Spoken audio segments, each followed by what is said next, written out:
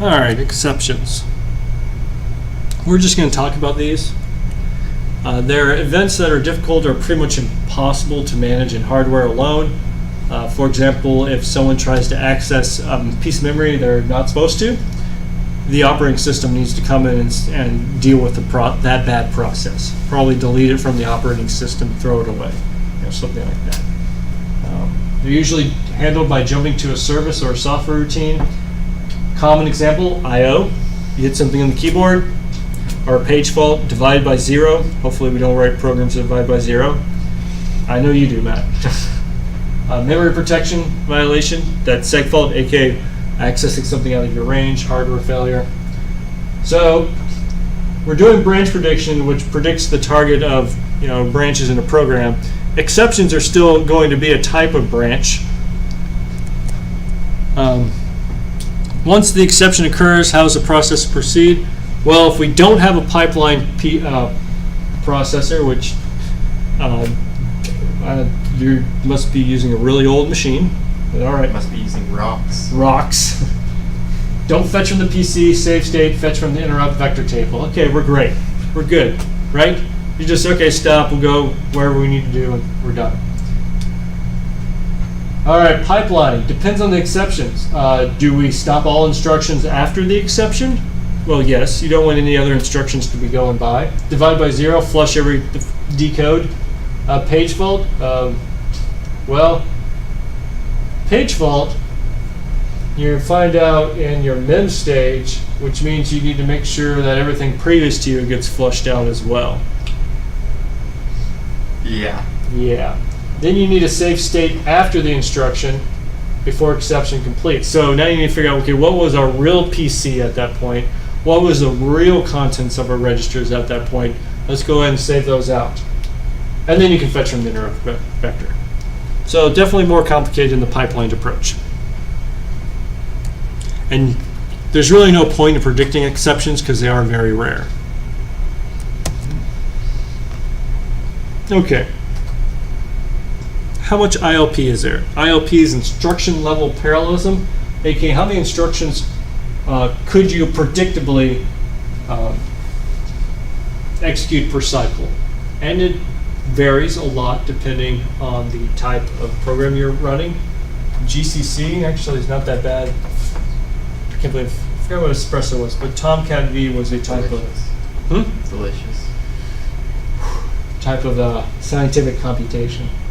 But the point here is it really depends on your program, how much instruction level parallelism you can actually take advantage of.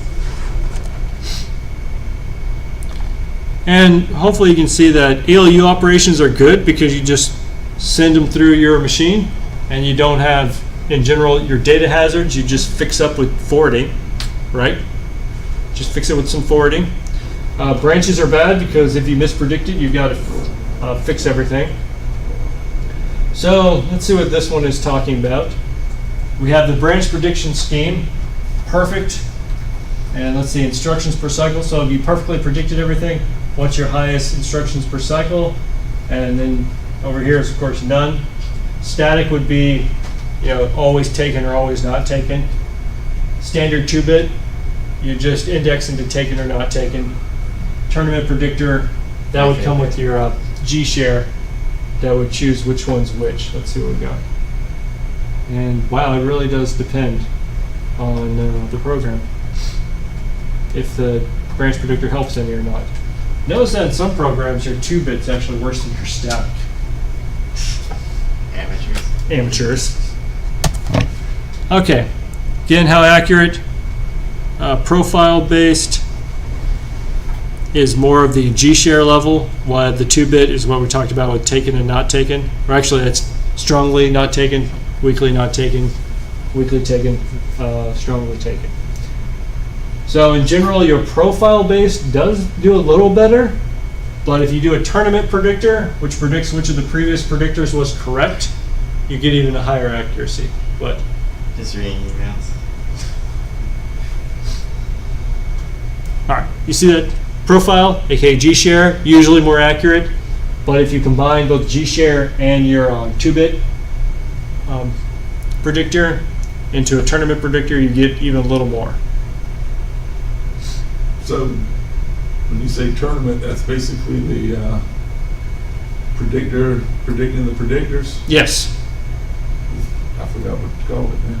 The Tournament, hybrid, hybrid. Yeah, Hybrid. It's Prius. Prius, the Prius predictor. That's how I remembered it. I Oh. was about to say it out loud, and I was like, hybrid. That's good. That's good. That's good. Okay, so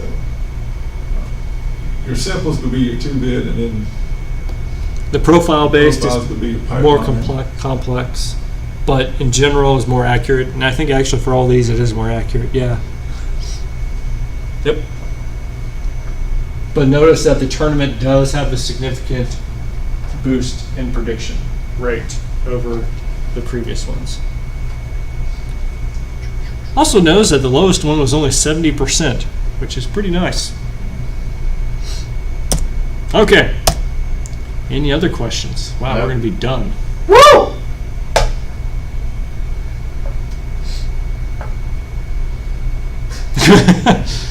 You talk more about the project? We can go over the project, yeah.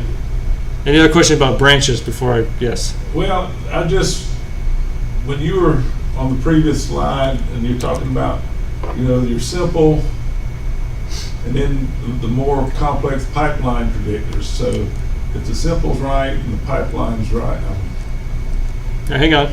Going back. Right, here we go. Selection table, hybrid predictors, or a tournament predictor is another way to call this, yeah? well, so that's where you're predicting the predictors, right? But then Right. there was one when you were talking about the cycles where you had a simple and a multi-cycle predictor. Oh, okay. Pipeline to non-pipeline, or Yeah, pipeline to non-pipeline. Yeah, the point is G-share is not going to complete in a cycle, right? So you got to pipeline it. Where were we on that one? I think. It's not that one. No, it was that. Maybe it was that one?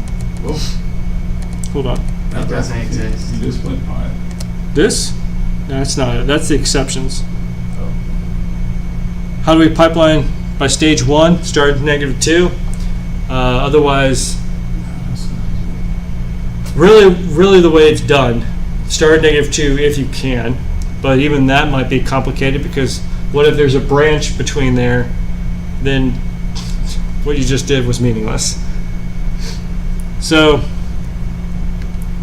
you could also just not use the most recent branch history, sure. But the point is that the reason for the hybrid one right here, this is what I think you were talking about, overriding predictors. Yeah. Yeah, here you go. Yeah. The big G share is slow, but more accurate. You use a single cycle and fetch, that whole So that's 1-bit, 2-bit. or the 1-bit, 2-bit or 1-bit, taken or not taken. Start the multi-cycle predictor. When it completes, compare it to the fast prediction. If the same, do nothing. That means the simple predictor was correct. If different, then we assume that the slow predictor was correct. Squash the 1 or 2 instructions that we issued, and then start over. So why would you, that's what gets me right there. Assume the slow predictor. Is right. Oh, okay, I'm sorry. I'm thinking backwards. The slow predictor is the G share. Yeah. I'm thinking the slow predictor was the one that's No. already completed. Gotcha. And there are many more predictors out there, but these are the I was just these thinking, are the two oh, that are used a lot. Yes.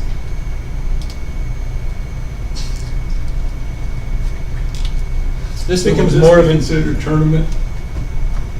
In this yeah. It's a scenario? tournament overriding predictor. Yeah, you can call it a tournament predictor. Yeah.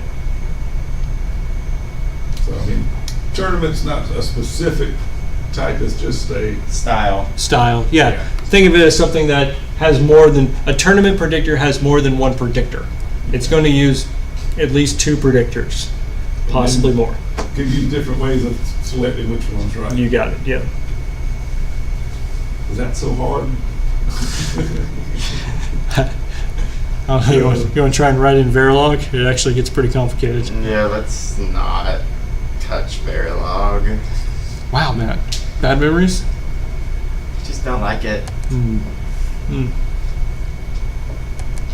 Okay. All right, so that's branches. Yeah, so that's branches. We're done with branches. Any other questions about branches before we go over to the project? No. All right. Pause the recording.